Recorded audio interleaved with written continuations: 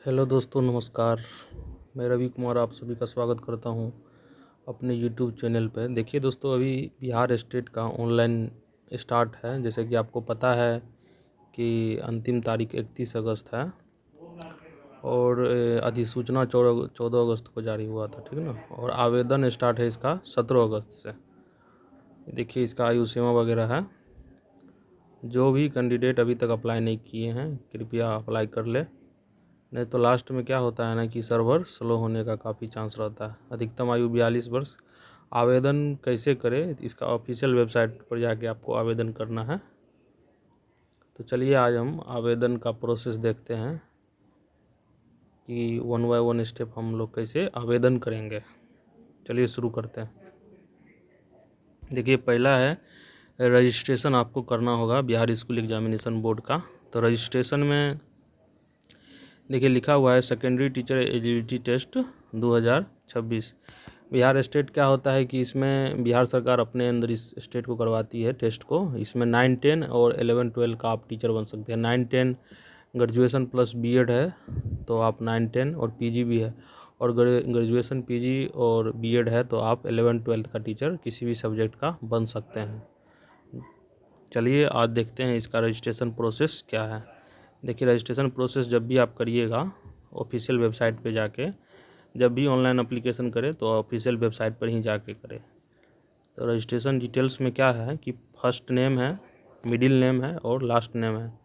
First name में आप अपना, जैसे मेरा नाम रवि कुमार है तो रवि मेरा फर्स्ट नेम हो गया और लास्ट नेम मेरा हो गया कुमार, मेरा बीच का नाम नहीं है। तो जैसे कि किसी का नाम है दिलीप कुमार सिंह तो दिलीप हो जाएगा फर्स्ट नेम, कुमार हो जाएगा मिडिल नेम और सिंह हो जाएगा लास्ट नेम, ऐसे करके। अगर आपका मिडिल नेम नहीं है तो आप उसको छोड़ सकते हैं। उसके बाद डेट ऑफ बर्थ पे आ जाना है। आपका डेट ऑफ बर्थ क्या है, डेट ऑफ बर्थ के अकॉर्डिंग आपका 1 अगस्त 2026 के 26 से आपका वो डेट बता देगा आपका कितना एज हुआ है। उसके बाद है जेंडर। जेंडर में आप अपना जो भी है मेल फीमेल ट्रांसजेंडर आप सेलेक्ट करिए। उसके बाद मोबाइल नंबर है और वही मोबाइल नंबर को इसमें डाल के आप कंफर्म करिएगा। ईमेल आईडी हो गया, वही ईमेल आईडी जिसमें जो ईमेल आईडी इसमें डालिएगा उसी को इसमें भी डालना है। और उसके बाद सब भरने के बाद एक बार अच्छा से देख ले, क्योंकि रजिस्ट्रेशन के वक्त आप भी जो देंगे वो अगले पेज में जाएगा और वो कभी भी मतलब बदलाव नहीं होता। एडिट का ऑप्शन देगा वो अलग बात है, उसमें आप बदल सकते हैं कि। चलिए उसके बाद क्या है कि जनरेट ओटीपी करेंगे। तो जनरेट ओटीपी जैसे करिएगा तो आपका जो आप इसमें मोबाइल नंबर और ईमेल आईडी दिए हुए हैं वो आपका जाएगा ईमेल आईडी पे रजिस्ट्रेशन नंबर और पासपोर्ट, ठीक ना। रजिस्ट्रेशन नंबर और पासपोर्ट नहीं सॉरी, इसमें तो पहले आपको ओटीपी डालना होगा। ओटीपी डाल के वैलिड करिएगा तो फिर आपको यहाँ से ये हो जाएगा कंफर्म। अब आपका रजिस्ट्रेशन आईडी और पासपोर्ट जो जाएगा उससे आप लॉगिन कर सकते हैं। तो लॉगिन करने के बाद आपको आगे का प्रोसेस बताते हैं। जैसे आप यहाँ पे लॉगिन करिएगा, लॉगिन आईडी और पासपोर्ट दिया हुआ है, जैसे आप इसमें लॉगिन करिएगा तो लॉगिन के बाद आपको यहाँ पे आ जाना है। देखिए जैसे ही लॉगिन करिएगा पहला नंबर ये है जिसमें आपका एप्लीकेशन नंबर आ जाएगा। नाम वगैरह जो आप रजिस्ट्रेशन करते वक्त डाले होंगे वही सब रहेगा, ये चेंज नहीं होता है, ठीक ना। नाम हो गया, मिडिल नेम हो गया, डेट ऑफ बर्थ हो गया, उसके अकॉर्डिंग आपका कितना एज हो रहा है, जेंडर हो गया। अब यहाँ पर आप फादर्स नेम लिखिएगा, मदर्स नेम लिखिएगा, ठीक ना। और 7 नेक्स्ट करिएगा। उसके बाद नेशनलिटी क्या है आपका, इंडियन है तो इंडियन करिएगा। डोमिसाइल क्या आप बिहार के निवासी हैं, अगर नहीं है तो नो, अगर है तो यस करिएगा, क्योंकि आगे आपको अगर डोमिसाइल यस करते हैं तो आगे आपको इसका डॉक्यूमेंट डालना पड़ेगा बिहार के आप निवासी हैं या नहीं हैं। उसके बाद जैसे हम समस्तीपुर से हैं तो समस्तीपुर सेलेक्ट किए। जैसे आप कहीं से भी हैं, दरभंगा, मुजफ्फरपुर, पटना, कहीं से भी है बिहार से, तो अपने यहाँ पर सेलेक्ट करिए, नहीं है तो अदर करिए। उसके बाद आपका किस माध्यम से आप एग्ज़ाम में अपेयरिंग होना चाहते हैं। हिंदी है, आप भी जो भी आपका इंग्लिश डाल सकते हैं, जो भी आपका मन करे वो डालिए यहाँ पे। उसके बाद है आप किस कैटेगरी से आते हैं, जनरल, ओबीसी, एसटी जो भी है। आपका ईडब्ल्यूएस का ऑप्शन नहीं है, ईडब्ल्यूएस वाले जो भी कैंडिडेट है वो जनरल ही सेलेक्ट करेंगे, ये नोटिफिकेशन में लिखा हुआ है, आप पढ़िए अच्छा से जाके। उसके बाद यहाँ पर बैंक डिटेल्स डालिए। बैंक डिटेल्स में आपका जो भी बैंक डिटेल्स है वो इसमें भरने के लिए कहता है। जैसे एसबीआई है, एसबीआई का SBI लिख के उसमें आप अपना अकाउंट नंबर डालिए, उसके बाद IFSC कोड वगैरह डाल के इसको सेव करिए। उसके बाद आपका आइडेंटिफिकेशन डिटेल्स डालिए कि आपके वो कटा उटा का कोई निशान उशान भी है तो वो डाल सकते हैं यहाँ पर। जैसे हम लिखे हैं एक cut mark on the forehead, मेरे मतलब मेरे ललाट पर कटा का चिन्ह है तो वो डाल दिए हम। उसके बाद आपका रहा है do you have Aadhaar card, क्या आपके पास आधार कार्ड है? अगर यस, हाँ इसको आधार कार्ड को यस करिए, यहाँ पर आधार कार्ड लिखिए। पैन कार्ड है, यस है तो लिखिए पैन कार्ड। पैन कार्ड पर क्या नाम है उसको लिखिए। ड्राइविंग लाइसेंस है आपके पास तो उसको डाल सकते हैं। इसमें क्या करा है, minimum 1 identity proof of mandatory, एक आइडेंटिटी प्रूफ आपको डालना पड़ेगा। वोटर आईडी है तो वोटर आईडी यस करके डालिए। पासपोर्ट है भी डाल सकते हैं। हम एक मांग रहा है तो आप एक ही डालिए, बाकी देख लीजिए अपने हिसाब से। अगर डालना है 2-3 डाल सकते हैं आप, ठीक है। अब यहाँ पर हो जाएगा, सेव नेक्स्ट करिएगा। उसके बाद आपका आ जाता है एडिशनल डिटेल्स में बोल रहा है एक सर्विसमैन है तो यस, नहीं तो नो करिए। हम नो है, नहीं करेंगे, नो करेंगे। उसके बाद है डिफरेंट एबल कैटेगरी, इसमें नो करिए। सेव नेक्स्ट करिए, आगे बढ़िए, फटाफट काम करिए, नहीं तो आपका साइट स्लो हो जाएगा और ज़्यादा टाइम लेने पर एप्लीकेशन फॉर्म फिर से बोलेगा लॉगिन करने के लिए, ठीक ना। तो सेव नेक्स्ट करिए। उसके बाद कम्युनिकेशन डिटेल्स में आ जाइए। आपका एड्रेस क्या है, एड्रेस डालिए।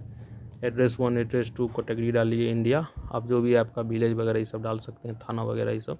स्टेट हो जाएगा, स्टेट आपका डालिए। हम समस्तीपुर से हैं, समस्तीपुर डालिए। पिन कोड डालिए।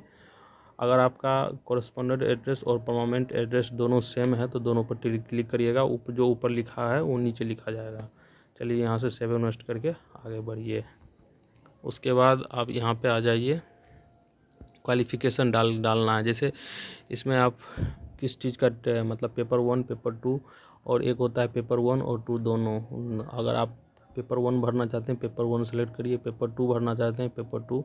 अगर आप दोनों भरना चाहते हैं दोनों सेलेक्ट करके आप यहाँ पे जो है सो अपना सब्जेक्ट चुन लीजिए, आप कौन सा सब्जेक्ट में देना चाह रहे हैं। ये सब करने के बाद आपके पास इतना तो मतलब आप तो समझ रहे होंगे कि इसमें क्या भराएगा, इसमें क्या, अगर अपने हिसाब से आप कर दीजिए।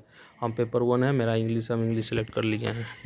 उसके बाद मिनिमम कहता है मेट्रिकुलेशन 10 डिटेल्स, मेट्रिकुलेशन का आपको डिटेल्स डालना है। जैसे रोल नंबर वगैरह इसमें सही डालना है, अगर गलत हुआ तो गड़बड़ हो जाएगा। फिर इसमें आप रोल नंबर डालिए, परसेंटेज डालिए, कितना परसेंट है आपका, मार्क आप कितना किए हैं, मैक्सिमम मार्क कितना है, पासिंग कब किए हैं, कौन सा डिवीज़न है, ये सब डालने के बाद 10th हो गया उसी प्रकार 12th में भी डालना है। बोर्ड कौन सा आपका बोर्ड है, बिहार है तो बिहार, नहीं तो अदर है तो अदर भी डाल सकते हैं।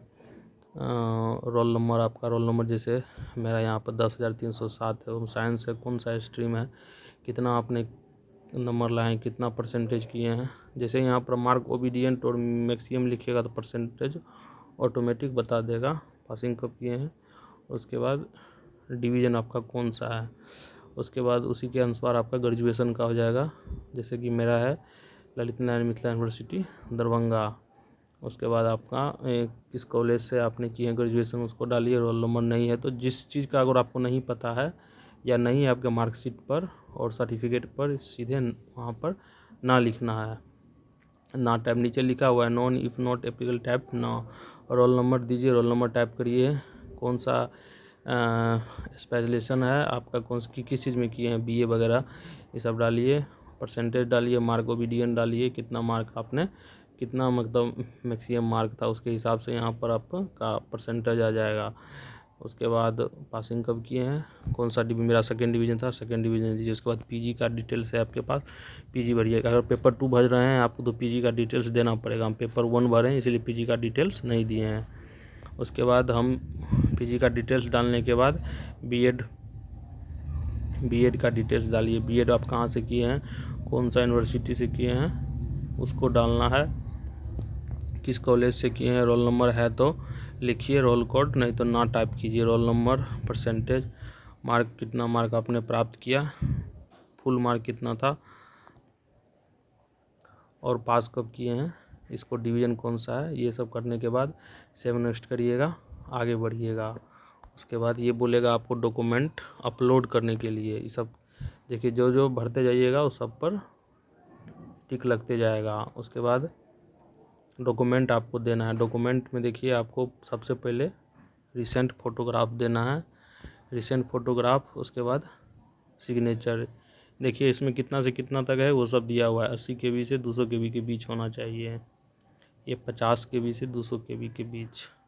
फ़ोटो सिग्नेचर हो गया। उसके बाद आपका 10th का सर्टिफिकेट दे दीजिए। यहाँ पर अपलोड करना है सबका। 2 MB तक अपलोड कर सकते हैं, 2 MB के नीचे ही, ऊपर नहीं। 10th का सर्टिफिकेट हो गया, 10th का मार्कशीट हो गया, 12th का सर्टिफिकेट, 12th का मार्कशीट, ग्रेजुएशन का इक्विवेलेंट सर्टिफिकेट, मतलब मूल डिग्री है तो मूल दीजिए, नहीं तो प्रोविजनल दीजिए, प्रोविजनल सर्टिफिकेट। वही पर ग्रेजुएशन का ओरिजिनल मार्कशीट अपलोड करिए, 2 MB का, सबका PDF बना के अपलोड करना है। उसी तरह आपका BEd का प्रोविजनल सर्टिफिकेट, मूल है तो मूल करिए, तो प्रोविजनल सर्टिफिकेट करिए। उसके बाद BEd का मार्कशीट करिए। अगर कोई आपके पास क्वालिफ़िकेशन है तो उसको यहाँ पर अपलोड कर सकते हैं। हालांकि यह मैंडेटरी नहीं है, जिसमें रेड कलर का स्टार मार्क लगा हुआ वो सब मैंडेटरी है, उसको अपलोड करना ही है। उसके बाद नीचे आ जाइए। नीचे में आपका पेमेंट मोड दिया हुआ है, ऑनलाइन ही सबमिट करना है, ऑनलाइन करिए। यहाँ पर ऑनलाइन पर टिक करिएगा। नीचे आइए, देखिए रवि कुमार 960 रुपये का कट रहा है। डिक्लेरेशन है, इसमें एग्री करिए और इसमें कैप्चा डालिए, कैप्चा। उसके बाद नेक्स्ट स्लाइड में आइए। नेक्स्ट स्लाइड में जैसे आप डॉक्यूमेंट अपलोड करेंगे, ये देखिए ऐसे अपलोड का होके अपलोडेड लिख देगा पूरा, अपलोड करके। उसके बाद ऑनलाइन यहाँ सेलेक्ट करिए, यहाँ पे चेकआउट करिए, कैप्चा भरिए। कैप्चा भरने के बाद एक बार आपने जो भरा है फॉर्म उसका एक बार प्रीव्यू लीजिए। देखिए यहाँ पर प्रीव्यू लीजिए, आपका यहाँ फ़ोटो आ जाएगा, सिग्नेचर आ जाएगा, नाम वगैरह ये सब देख लीजिए एक बार, फादर्स नेम, मदर्स नेम, समस्तीपुरम। तो जो है अपना एक बार डॉक्यूमेंट अच्छे से मिला लेना है, क्योंकि फाइनल सबमिट करने के बाद आप इसमें बदलाव नहीं कर सकते हैं।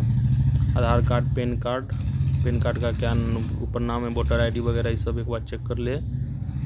पेपर 1 आपका कौन सा पेपर है उसको देख लीजिए एक बार। बोर्ड, इंस्टीट्यूशन, कौन सा स्कूल से अपने पास के वो सब देख लीजिए, अच्छे से मिला लीजिए एक बार।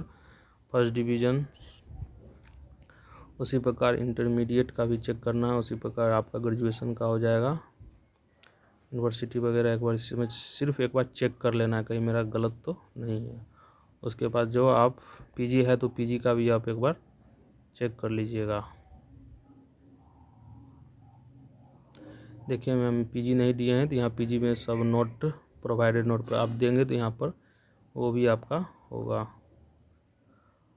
उसके बाद BEd का देख लीजिए, BEd का भी एक बार अपना डॉक्यूमेंट मिला लीजिएगा, नंबर वगैरह, रोल नंबर वगैरह सब सही है नहीं है।